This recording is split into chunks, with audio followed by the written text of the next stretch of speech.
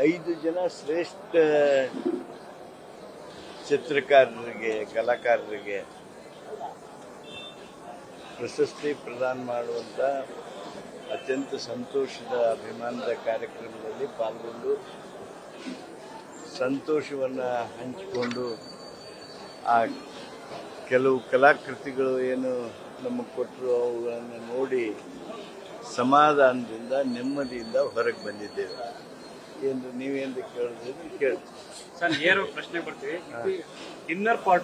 Dinner meeting ನಡೆದಿದೆ, ಅದಕ್ಕೆ ಸಂಬಂಧಪಟ್ಟಂಗೆ ಸಾಕಷ್ಟು ಚರ್ಚೆಗಳಾಗ್ತಿದೆ. ತಮಗೆ ಸರ್ಕಾರದ ವಿರುದ್ಧ ಏನು ಸುದ್ದಿ ಸಿಗ್ತಾ ಇಲ್ಲ ಅಂತ ಹೇಳಿ ಊಟಕ್ಕೆ ಹೋಗಿದ್ದನ್ನು ಸಹಿತ ದೊಡ್ಡ ದೊಡ್ಡ ಸುದ್ದಿ ಮಾಡ್ತಾ ಇದ್ದಾರೆ.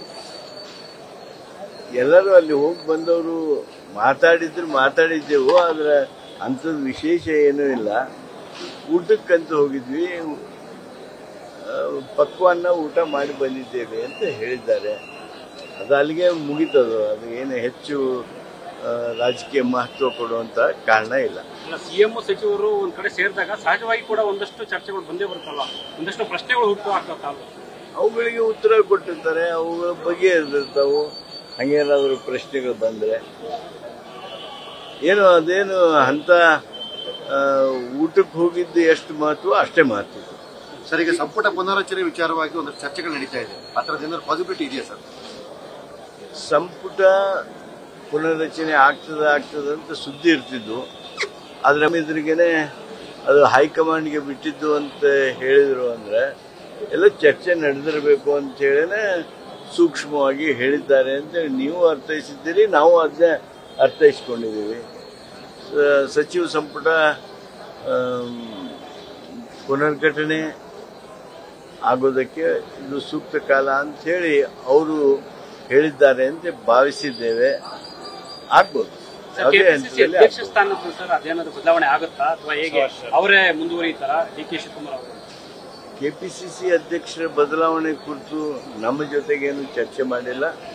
ಅವರೇ ಕೆಪಿಸಿಸಿ ಅಧ್ಯಕ್ಷರೇ ಕೆಲವು ಸಂದರ್ಭದಲ್ಲಿ ಕೆಲವು ಮಾತುಗಳನ್ನು ಹೇಳಿದ್ರು ಅನ್ನೋದು ಬಿಟ್ಟರೆ ಕೆಪಿಸಿಸಿ ಅಧ್ಯಕ್ಷ ಸ್ಥಾನ ಬದಲಾವಣೆಯ ಚರ್ಚೆ ನಡೆದಿಲ್ಲ. ಮತ್ತೊಂದಿಷ್ಟು ಗೊಂದಲ ಇದೆ ಸೀಟರ ವಿಚಾರದಲ್ಲಿ. ಸಿಐಡಿ ತನಿಖೆ ಮಾಡ್ತಾ ಇದೆ, ಅದೀಗ ಸಭಾಪತಿಯವರು ವ್ಯಾಪ್ತಿ ಬರುತ್ತೆ ಅನ್ನೋದು ಒಂದು ವಿಚಾರ. ಅದಾದ್ಮೇಲೆ ಪೊಲೀಸರು ಹೆಂಗ್ ಪ್ರವೇಶ ಪಡ್ಕೊಳ್ತಾರೆ ಒಳಗಡೆ ಅನ್ನೋದು ಒಂದು ವಿಚಾರ. ಸಭಾಪತಿಯವರು ಅನುಮತಿ ಕೊಡಲ್ಲ ಅಂತಿದ್ದಾರೆ. ಈ ಕಾನೂನು ಸಂಘರ್ಷ ಸರ್, ಏನ್ ಮಾಡಬಹುದು ಪೊಲೀಸರು? ಸಭಾಪತಿಗಳು ಪರವಾನಗಿ ಕೊಟ್ಟರೆ ಮಾತ್ರ ಪರಿಷತ್ತಿನ ಆವರಣದೊಳಗೆ ಅವರು ಬರೋದಕ್ಕೆ ಸಾಧ್ಯ.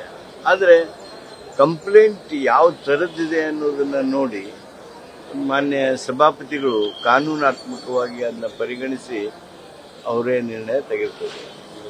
ಸರ್, ಸಚಿವ ಪ್ರಿಯಾಂಕ್ ಖರ್ಗೆ ಅವರ ರಾಜೀನಾಮೆಗೋಸ್ಕರ ಆಗ್ರಹಿಸ್ತಾ ಇದ್ದಾರೆ ಸರ್.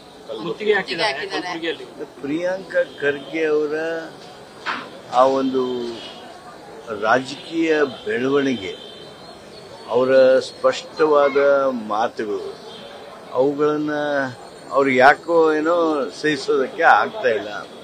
ಆದ್ದರಿಂದ ಪ್ರಿಯಾಂಕಾ ಖರ್ಗೆ ಅವರು ಏನು ಸಂಬಂಧ ಇಲ್ಲದೆ ಇರ್ತಕ್ಕಂಥ ನೇರವಾಗಿ ಆ ಡೆತ್ ನೋಟ್ನಲ್ಲೂ ನೇರವಾಗಿ ಇವರು ಹಣ ಪಡೆದಿದ್ದಾರೆ ಅಂತಲೂ ಹೇಳಿಲ್ಲ, ಅಥವಾ ಇವರು ನೇರವಾಗಿ ಯಾವುದಾದ್ರೂ ಕೆಲಸಕ್ಕೆ ಇವರು ಕಾರಣ ಅಂತಲೂ ಹೇಳಿಲ್ಲ. ಆದಾಗ್ಯೂ ಇದನ್ನ ರಾಜಕೀಯವಾಗಿ ಇವರು ಹೋರಾಟ ಮಾಡ್ತಾ ಇದ್ದಾರೆ. ರಾಜಕಾರಣದಲ್ಲಿ, ಅಭಿವೃದ್ಧಿ ರಾಜಕಾರಣದೊಳಗೆ ಈ ರೀತಿಯಾಗಿ ಒಂದೊಂದು ಸಣ್ಣ ಆಪಾದನೆಗಳನ್ನು ಅಥವಾ ಏನೋ ಅದಕ್ಕೆ ನಾವು ಕಪೋಲಕಲ್ಪಿತವಾಗಿ ಊಹಿಸಿಕೊಂಡು ನಾವು ಈ ರೀತಿ ಹೋರಾಟ ಮಾಡ್ತಕ್ಕಂಥದ್ದು ಸೂಕ್ತ ಅಲ್ಲ.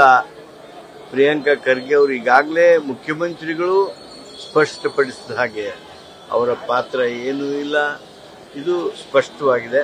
ಆದ್ದರಿಂದ ಹೋರಾಟ ಕೈ ಬಿಡೋದು ಸಾಧು ಅಂತೇಳಿ ನನಗನ್ನಿಸ್ತದೆ. ನ್ಯೂಸ್ ಫಸ್ಟ್, ನಿರ್ಭೀತಿಯಿಂದ ನಿಮ್ಮ ಪರವಾಗಿ.